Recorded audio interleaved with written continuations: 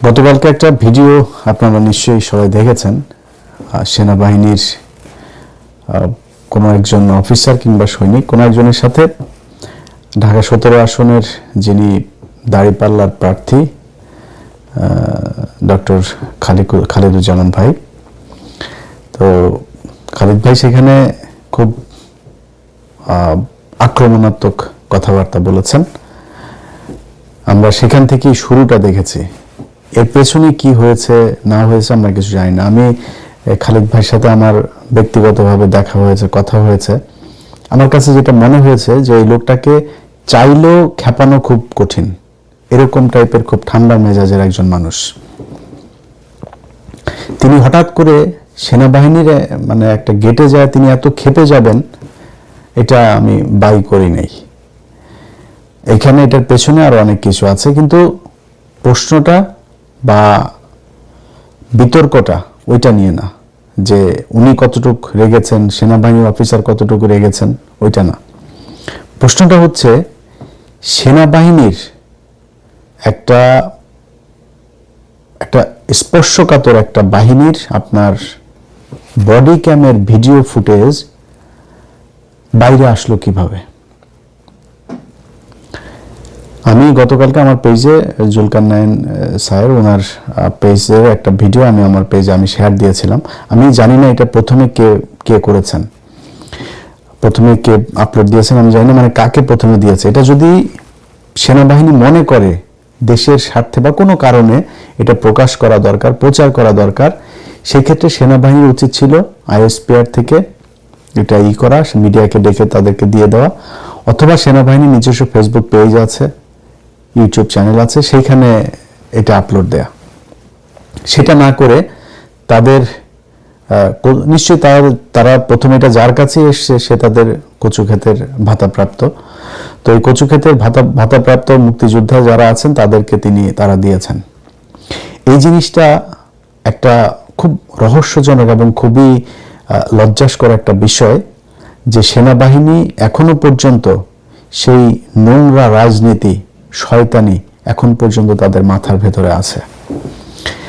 এই কারণে আমি আজকে মনে করলাম, তারপরে আরো কিছু বিষয় আছে যে বিষয়গুলো এখনো বলার সময় আসেনি। আমি বিভিন্ন মাধ্যমে শুনছি, আমাকে গত 3-4 দিন আগে একজন ঢাকারই একজন ক্যান্ডিডেট ফোন করে বললেন যে তিনার যারা কর্মী আছেন এইসব কর্মীদেরকে একটা বিশেষ সেনাবাহিনীর একটা শাখা থেকে, আপনার সেনাবাহিনী নিয়ন্ত্রিত একটা গোয়েন্দা সংস্থা, সেইটা থেকে আপনার নাম চেয়েছে, তাদের নাম সংগ্রহ করছে। তো কেন নাম সংগ্রহ করছে আমরা জানি না। যদি এরকম কিছু থাকে যে বিশেষ হবে, অভিযান হবে, সেই অভিযানে আমি কিন্তু কোনো রাজনৈতিক দলের নাম বলি নাই, কোনো একটা রাজনৈতিক দলকে তারা মাঠে যাতে তারা কাজ করতে না পারে এই জন্য তাদের লোকজনকে ধরপাকড় হবে বা কোনো দলকে সুবিধা দেবেন। গত 1.5 বছরে চিহ্নিত কারা কারা চাঁদাবাজি করেছে, কারা সন্ত্রাসী কার্যকলাপ করছে, এখনো করছে, তারা চিহ্নিত, তাদেরকে ধরেন। সেটা যদি জামাতের আমির হয়, জামাতের আমিরকেও ধরেন, কোনো সমস্যা নেই। যদি বিএনপির বিশাল বড় নেতা হয় তারও ধরেন, ওইটা ঠিক আছে। কিন্তু বিশেষ কোনো উদ্দেশ্যে আমি গতকালকের এই ভিডিওটার পিছনে অনেক বড় ধরনের একটা কনস্পাইরেসি আপনার লক্ষ্য করছে। আমার সন্দেহ হচ্ছে যে তারা কিছু একটা হাসিল করার জন্য এই কাজটা করেছে। আদারওয়াইজ সেনাবাহিনীর আমি যেটা শুনলাম, এই ভিডিওটা গত আরো প্রায় মাসখানেক আগের, অনেকদিন আগের। তো সেই ভিডিওর হঠাৎ করে এসে তারপরে সেনাবাহিনী ছাড়বে এবং সেনাবাহিনীর বডি ক্যামের ফুটেজ তো আর যেখানে সেখানে পড়ে থাকে না, তাই না? এটা যে এসে চাইলো আর বের হয়ে গেল, এরকম তো হইতে পারে না। তারা সুনির্দিষ্ট সুপরিকল্পিতভাবে তারা এটা প্রচার করেছে। কেন করেছে সেটা আমরা জানি না। এইটার প্রেক্ষিতে সেনাবাহিনীকে আজকে কিছু কথা বলতে চাই। দেখেন সেনাবাহিনীর ভাইরা, আপনাদের একটা বিষয় বলে রাখি, আপনারা এই দেশের অনেক সম্মানের একটা জায়গায়, আপনাদের এই দেশের প্রয়োজন আপনাদের মানে এটা অপরিসীম, এটার কোনো শেষ নেই। মানে আপনারা ছাড়া এই দেশের সার্বভৌমত্ব টিকে থাকবে না, সম্ভব না এটা। আপনারা আপনাদের জাউরামির কারণেই গেল 15 বছর এই দেশের সার্বভৌমত্ব ছিল না। আপনি নিজের সম্মান চাবেন আর শয়তানি করবেন, দুইটা একসাথে আপনি পাবেন না। হ্যাঁ, এটা আপনারা অনেক আগে থেকেই করেছেন। 111 থেকে আপনারা জাউরামি শুরু করেছেন। 111-এ আপনাদের সেনাবাহিনীর যেসব অফিসারদের সন্তানদেরকে বলতে চাই, বাবা তোমাদের বাবা যদি নাকি তোমার বাবার যে বেতন, সেই বেতনের চাইতে যদি বেশি সম্পত্তি তোমার ঘরে থেকে থাকে, তাহলে বুঝবা তোমার বাবা চুরি করেছে। যারা 111-এর ব্যবসায়ীদেরকে ডেকে ডেকে নিয়ে তারপরে তাদের কাছ থেকে চাঁদাবাজি করেছে, এত ভাবনার আর কিছু নাই। আপনারা গত 15 বছরে আপনাদের সেনাবাহিনীর অফিসারদের বউ, আপনার সেনাবাহিনীর অফিসার মেয়ে, মা, সন্তান, তাদেরকে ধর্ষণ করিয়েছেন ইন্ডিয়ান গোয়েন্দা সংস্থার লোকজনকে দিয়ে। কোথায়? এই পিলখানায়। শুধু আপনি ধর্ষণ করাই শেষ না, আপনি ধর্ষণ করানোর পরে যেই সেনাবাহিনীর অফিসাররা এটার বিচার করতে চেয়েছে, বিচার চেয়েছে, তাদেরকে আপনারা গুম করেছেন, তাদেরকে গ্রেনেড হামলা মামলায় আসামি করেছেন, জোর করে চাকরিচ্যুত করেছেন, নির্যাতন করেছেন, দেশ ত্যাগে বাধ্য করেছেন। এটা আপনারা করেছেন, বিচারটা করতে দেন নাই। এরপরে কি করেছেন? সেই বিচারের পুরো অপরাধের দায় বিডিআরের উপরে চাপায় বিডিআরের নিরীহ মানুষগুলোর উপরে নির্মম নির্যাতন চালিয়েছেন। এটা সভ্য কোনো সমাজে, নিকট অতীতের কোনো পৃথিবীতে আজ পর্যন্ত এটা ঘটে নাই। মানুষকে জিজ্ঞাসাবাদের নামে 30 দিন 40 দিন আপনারা আটকে রেখে তাদেরকে নির্যাতন করে হত্যা করেছেন। জেলখানায় যে বিডিআর সদস্যরা গিয়েছে, যারা বের হয়েছে, তাদের অনেকের আমাকে ভিডিও কল করে দেখিয়েছে এই কোমরের মধ্যে, এই রানের মধ্যে ড্রিল মেশিন এই দিক দিয়ে ঢুকিয়েছেন, ওই দিক দিয়ে ড্রিল মেশিন বের করেছেন। সেই দাগ, সেই ক্ষত নিয়ে তারা এখনো পর্যন্ত অনেকে জেলখানায় আছে। ক্যান্সারের রোগী, মা মারা গিয়েছে, বাবা মারা গিয়েছে। আজকে আওয়ামী লীগের একজনের এই আপনার স্ত্রী মারা যাওয়ার পরে সন্তানকে নিয়ে খুবই খারাপ জিনিস। এটা খুবই মানে কি বলবো, যে একটা মানে কষ্টের একটা চিত্র, যে একজন মা তার সন্তানকে নিয়ে তারপর সুইসাইড করেছে। কিন্তু আপনি কি জানেন, এই ছেলে এই নারীকে ছাড়া তার আরো 2-3টা বউ ছিল। এই নারীর কাছে সে আসতো না, এই নারীর সাথে তার সম্পর্ক এমনিতেই ছিল না। তার পরিবারের লোকজন ওই মেয়েকে করতো, নির্যাতন করত। সেই নারী মারা গিয়েছে এই পারিবারিক সমস্যার কারণে।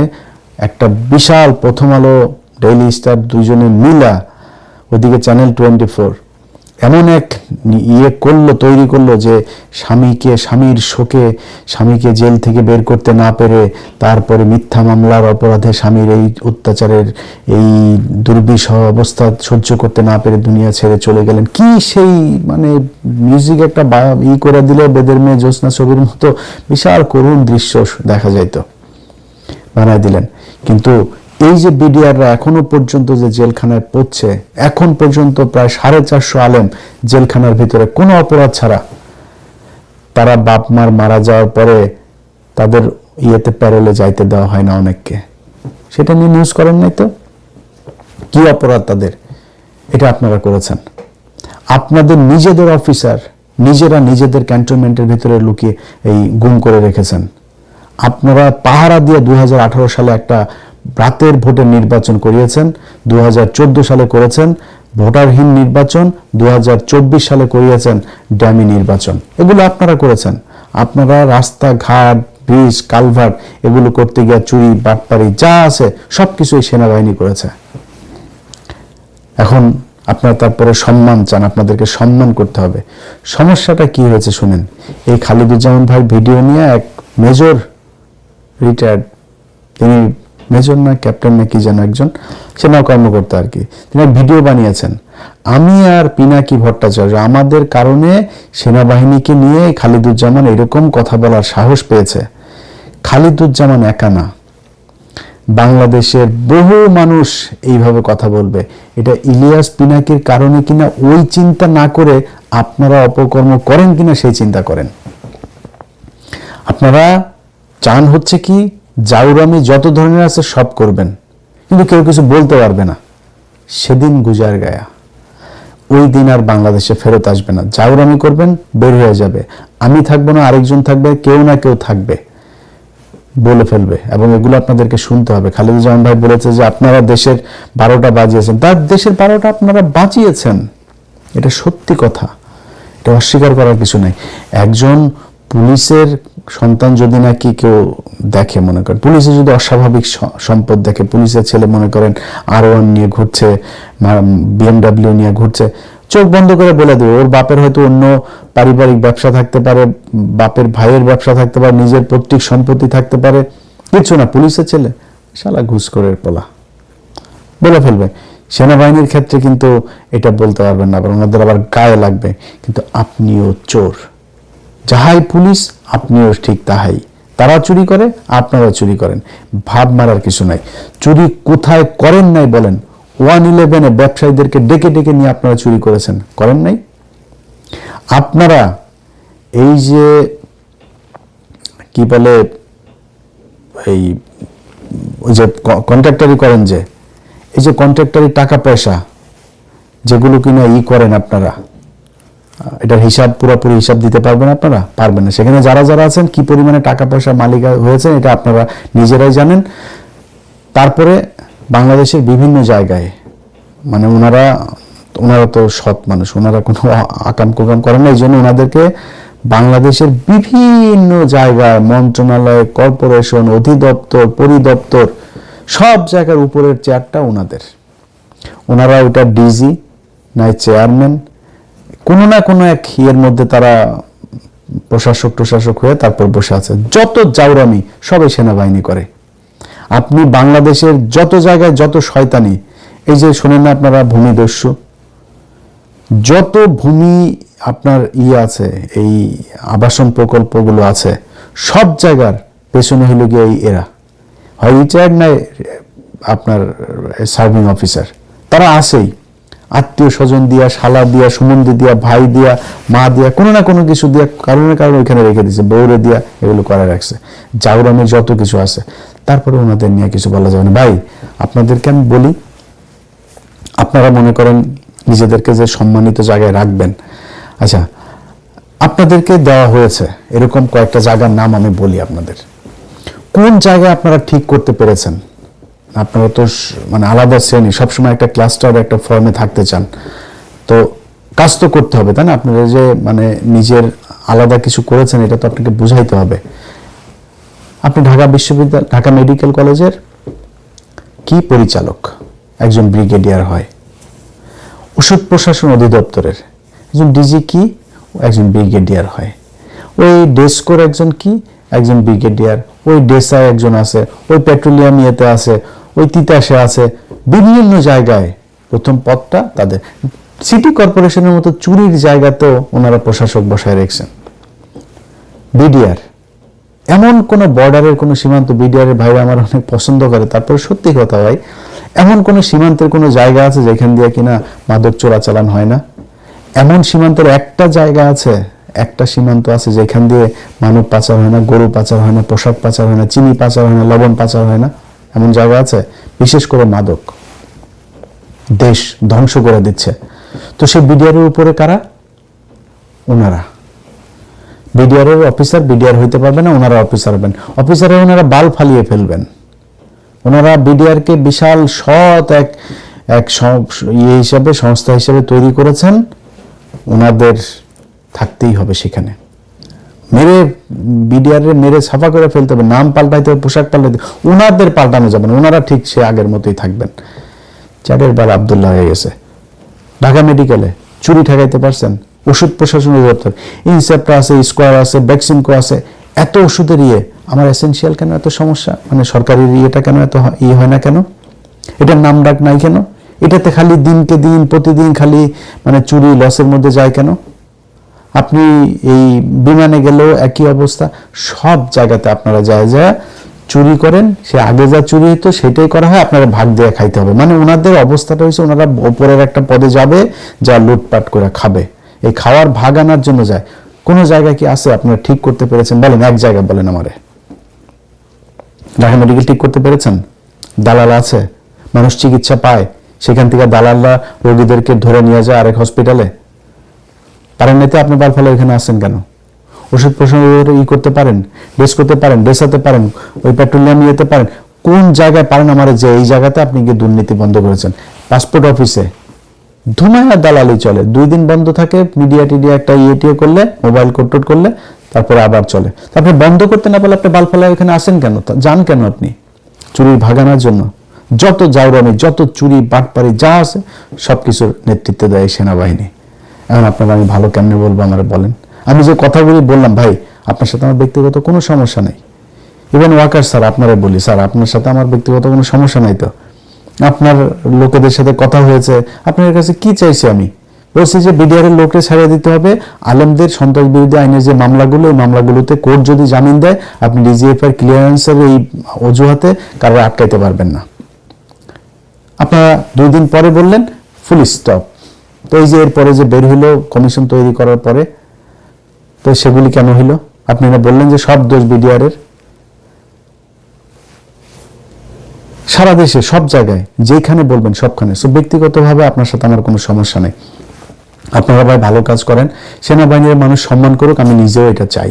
সেনাবাহিনীরা একটা আলাদা একটা জগতে থাকবে, তারা তাদের মতো মানে একটা অচ্যুত শ্রেণীর মতো করে থাকবে, এরা আমাদের বিশেষ সময় আমাদের পাশে থাকবে। ঝড়, আমার বন্যা, ঘূর্ণি, আপনার ভূমিকম্প, যুদ্ধ, এইসব সময় সেনাবাহিনী মানুষের পাশে এসে ফেরেশতার মতো এসে আপনারা আমাদের পাশে দাঁড়াবেন। আপনাদেরকে সবচেয়ে বেশি বাজেট দেওয়া হবে, সবচেয়ে সুযোগ সুবিধা দেওয়া হবে, সব দেওয়া হবে, কোনো সমস্যা নাই। যেমনি আছেন ঢাকা শহরের অর্ধেক নিয়ে আসেন, আরো অর্ধেক পুরাটা নিয়ে আনেন, কোনো সমস্যা নেই। আপনাদের জন্য আরেকটা রাজধানী বানায় দেওয়া হবে ক্যান্টনমেন্ট নামে। থাকেন, দেশি নিরাপত্তাটা তো দেখবেন। আপনার কাজ হয়েছে কার মোবাইলের মধ্যে গুতায় কে কার সাথে প্রেম করে, কার সাথে কি করে, কে বিএনপির লোকের সাথে কথা বলে, বিএনপির লোক তারেক রহমানের সাথে কে বক্তব্য দিচ্ছে, এগুলো আপনাদের কাজ। ওই অমুক টেলিভিশনে কি নিউজ যাবে না ওগুলি। এবার তোর কাজ বাংলাদেশের ভিতরে, তুই থাকবি বাইরের দেশের থেকে আমার দেশকে আমি রক্ষা করে যায়, তোর বাল আছে, কিচ্ছু আছে তোর? তুই ইন্ডিয়া আজকে যদি আমার দেশে যদি 2টা ফাইটার বিমান পারে, তোর আকাশ নিরাপত্তার ব্যবস্থার কিছু আছে? কিছু করতে পারবি? তো তোর মতো বালের সেনাবাহিনী থেকে আমার লাভটা কি? কিছুই নাই। ওনারা ভাব ধরে থাকে বিশাল একটা ব্রিগেডিয়ার, উনি মেজর জেনারেল, চ্যাটের বাল। তোর মতো চ্যাটের বাল বাংলাদেশের দরকার কি? কিছুই করতে পারে না। তারপরেও ভাই, যতগুলি আপনাদের বিরুদ্ধে ভিডিও করি, সব ভিডিওগুলোতে একটা কথা বলি, আপনারাই আমাদের স্বপ্ন। আপনাদেরকে সারা ভাই এই দেশ চলবে না। আপনাদের অপকর্মের কারণে এই কথাগুলি বলি। ভাই, আপনার সেনা প্রধান, আপনার এক লেফটেন্যান্ট কর্নেল একটা নারীকে ধর্ষণ করেনি? আপনার শফি করেনি? আপনার শফি, আপনার যে বিমান বাহিনী প্রধান একটা ছিল হান্নান, ধর্ষণ করে নাই বিমান বাহিনীর নারীদেরকে? কি আপনার সেনাবাহিনীর কাছে যদি আপনার লোক যদি নিরাপদ না থাকে, আমি নিরাপত্তা আপনার কাছে কিভাবে চাবো? আপনি আমার নিরাপত্তা কিভাবে দিবেন? এইভাবেই দেশটা চলছে ভাই। এই জায়গা থেকে বের হইতে হবে। যদি বের হইতে না চান, যেটা এখন হবে, আগে মানুষ কথা বলতো না, আপনার নিয়ে কিছু বলতো না, এখন বলে। আপনাকে শুনতে হবে, শোনার প্রস্তুতি নিয়ে তারপরে। আর যদি মনে করেন দেশটাকে ভালোবাসেন, আসলে সেনাবাহিনীটাকে ভালোবাসেন, সেনাবাহিনীর সম্মান ফিরিয়ে আনতে চান, তাহলে ভাই ওই যে 18 সালে যে শয়তানির পাহারা দিয়েছিলেন না, ওইটা করা যাবে না। জেনুইন কাজ করতে হবে। নির্বাচনে কোনো ধরনের শয়তানি করার চিন্তা ভাবনা মাথার থেকে ছেড়ে ফেলতে হবে। আমি বাংলাদেশের পুলিশ প্রশাসন, সেনাবাহিনীর বাইরের সেনাবাহিনীর গোয়েন্দা সংস্থাটা বললে লাভ নেই, কারণ এখানে এই যে সেলিম আজাদ এটাতে বসায় রাখছে। জাউরামের যত জাউরামি আছে, ওয়াকার যেমন এক জাউরা, ওইটা আরেক জাউরা, সব জাউরাগুলির পাশে এনে তারপরে দাঁড় করিয়েছে। এই জাউরাগুলির দিয়ে যত জাউরামি আছে জাউরামির চেষ্টা করে।